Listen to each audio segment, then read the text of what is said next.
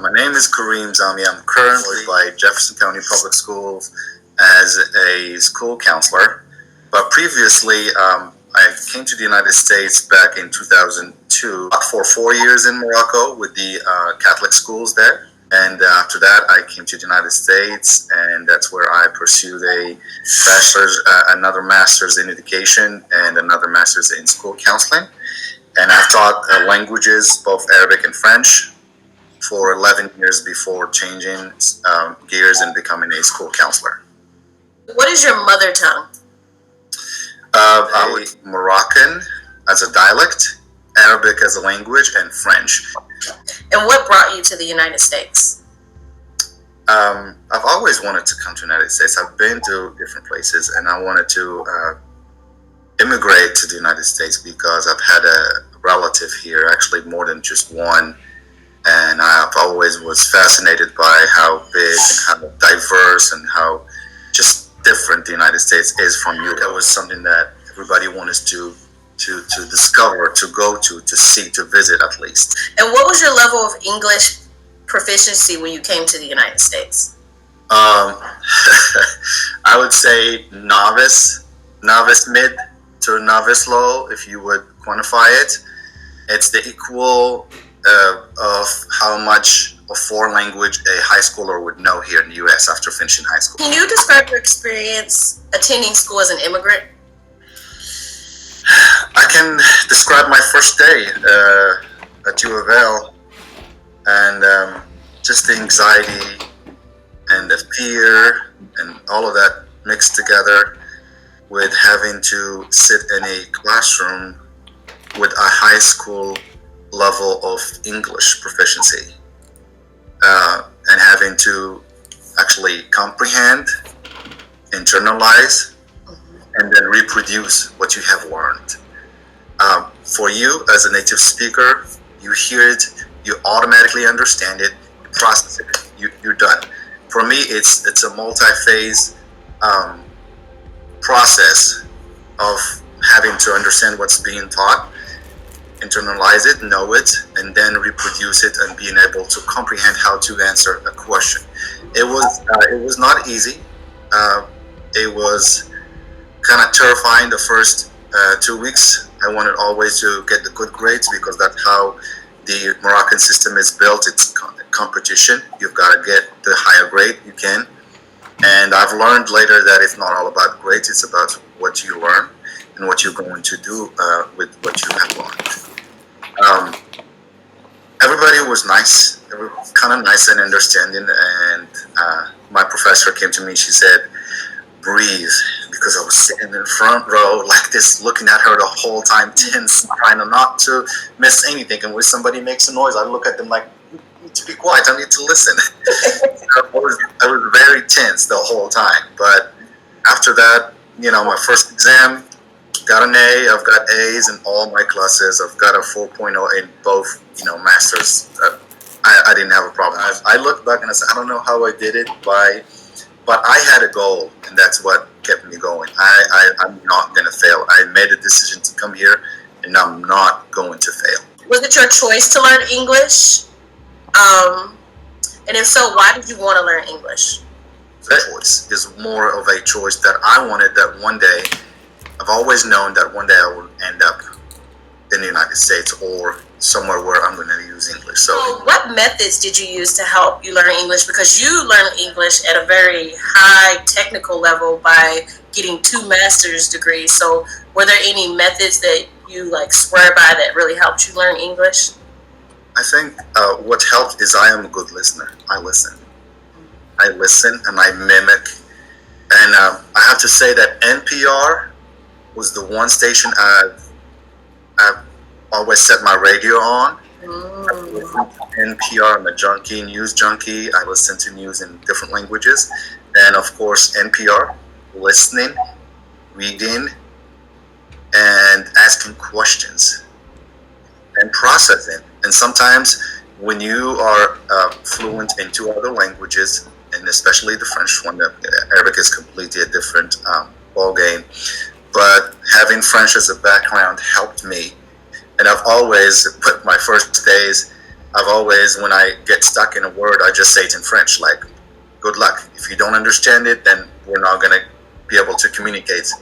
Um, Having a background language in a different language has helped me just kind of pick up and just listen and compare and contrast. Okay.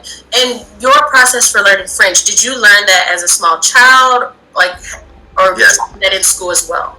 it started at the third grade, but basically my mom is fluent, my dad is fluent, so everybody is, and it starts officially at the third grade level, and that's the second language. And then by the time you get to high school, your first year of high school, you get a third language. What rewards or frustrations do you remember from learning a second language? I had that frustration, but I didn't know how. It's I didn't have access. All of us didn't have access to technology that people do have now today. So you have to have the means to go get it. So I would say the limited means I had was the source of the frustration. The resources were not there. The books, nothing was offered to us.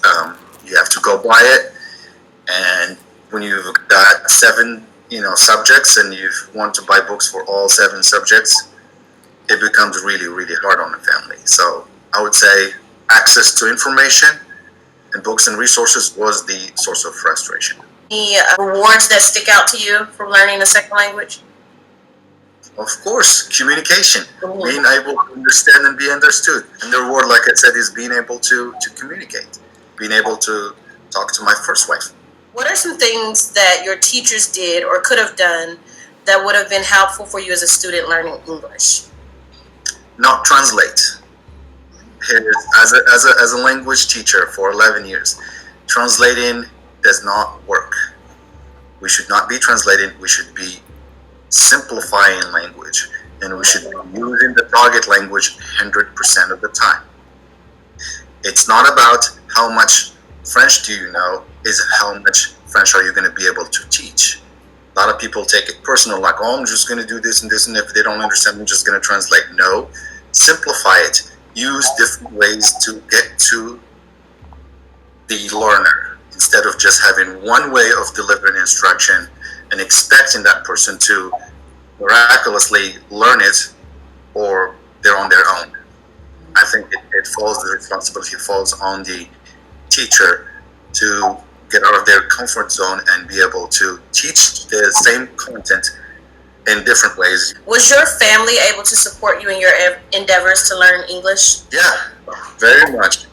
Yeah, they knew that. Once I came here, it became obvious it's either you swim or sink. I knew that I wanted to be here, and I'm not going to not learn the language. I had dreams and I had goals, and I knew that the key to get there is learning the language. The key to all the doors that you're trying to knock on or wait in front of is having to speak the language, and I learned that very early. What are some hardships that you face as an immigrant coming to the United States for the first time? Hardships, I had to work. I have worked since I've set foot in this country. When I become legally able to work, I have worked and I have supported myself and other people.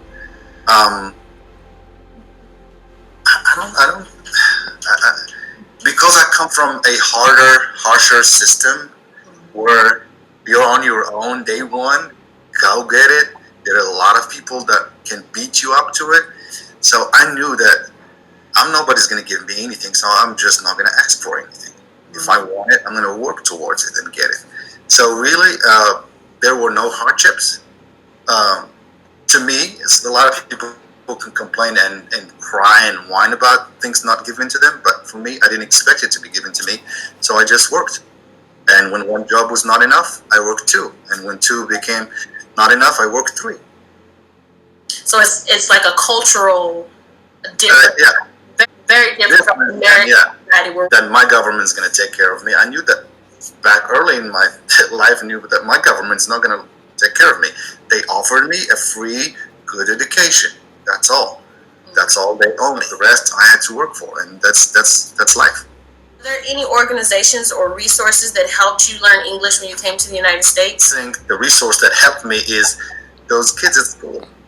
And like I told you previously, I'm a good listener, so I was mimicking how they speak to one another, how they pronounce things, talking to teachers, and I was lucky that I was thrown into this environment of well-educated people that were exposed to proper English early when I came here, versus other people that didn't have that chance and they had to work, meaningless jobs or different jobs to survive, and then they wouldn't have access to the same level of quality, English.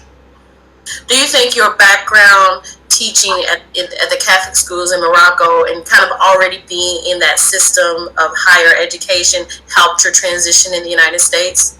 Absolutely, absolutely. I didn't have a problem when I first came here. I worked, let's say, Masterson's was my first job. The Galt House. They thought I didn't. I was white, so they just assumed I'm just another one that doesn't speak English, doesn't know anything. So, and then after that, they realized I could speak English some. And then I know something about computers, so I was promoted right away to doing much better work, easier work, and higher pay than other people that didn't. The very first week. Wow. So, yeah, I would say that coming from that background into the teaching background was a great help to me because I was almost the same level. Were there any organizations or resources that helped you integrate into society, like social? I married a African American woman, and that opened a whole different world for me. It was an eye-opening. Come here to the west end of Louisville and see a different side of America. That was quite an experience. Very different from the media and the movies that you see about America. Oh, the media and the movies. The image that most people used to have about Americans are they're well paid, they're all rich, they have tons of things in their garages that they don't even use or need. They're such nice people. A lot of misconceptions about the American society and how it functions and how it is. When I came, a lot of things had changed and shifted and fell right in place where they should be. And I'm still learning. Can you, last question, can you share any experiences you faced with bias as an immigrant, a person of color, or just by being a non-native speaker of English? Bias was there all the time. People look at you and ask you the question of where are you from. When you come here, you work different jobs, and you have to. And I think that's a blessing because you get to see different kinds. I have to say that the one experience when I drove a cab part-time, I owned my cab and I drove it part-time during the weekends. That was a whole different experience. I've always worked with teachers and well-educated people, and then all of a sudden I'm exposed to everybody else. Exposed to people on Baxter Avenue at 4 o'clock in the morning. That's a completely different group of people. And I've learned, I've met a lot of good people. I've met a lot of not good people. And met a lot of people that are aware, well-traveled, know a lot about other people. And I've met people that have never crossed the bridge to Indiana. And you learn from each one of them.